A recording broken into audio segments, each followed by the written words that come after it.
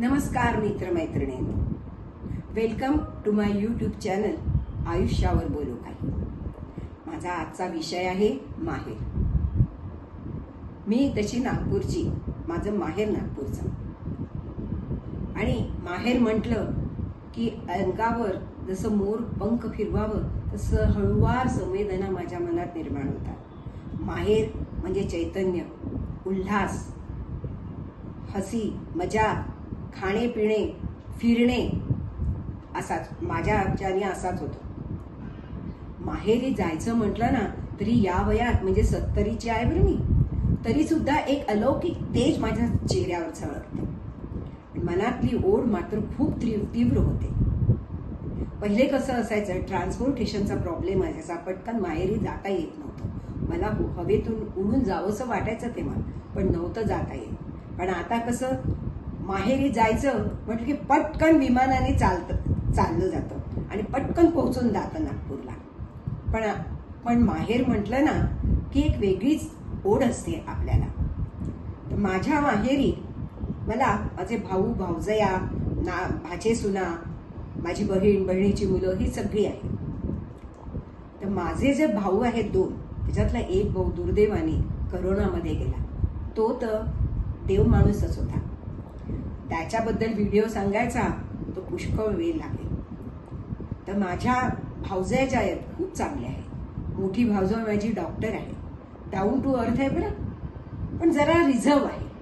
आणि छोटी, तिचं तर काही भावजयचं सांगताच येत नाही. ती तर आगळी वेगळी व्यक्तिमत्व आहे तिचं. अडल्याला मदत करणे, प्रत्येक वेळेस हसून बोलणे, हसून राहणे, मजाक करणे. वृद्ध असतील तर वृद्धांमध्ये मिक्स होणे, तरुणांमध्ये मिक्स होणे, आणि छोट्या मुलांमध्ये तर ती सहजपणे मिक्सअप होते.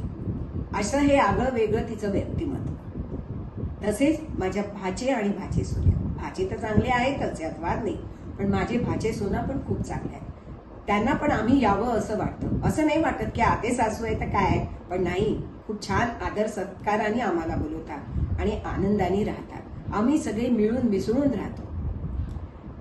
नुसते तेच नाही तर माझे नातवंड सुद्धा, म्हणजे माझ्या भाच्यांचे पोरं. अहो काय सांगू तुम्हाला, एकदा बोलता बोलता मी सहज म्हटलं माझ्या भावाचे नातू, तो नातू माझ्या अंगावर इतका ओरडला, का ग मी तुझा नातू नाही आहे, भावाचा नातू सांगायची तुला काय जरूर.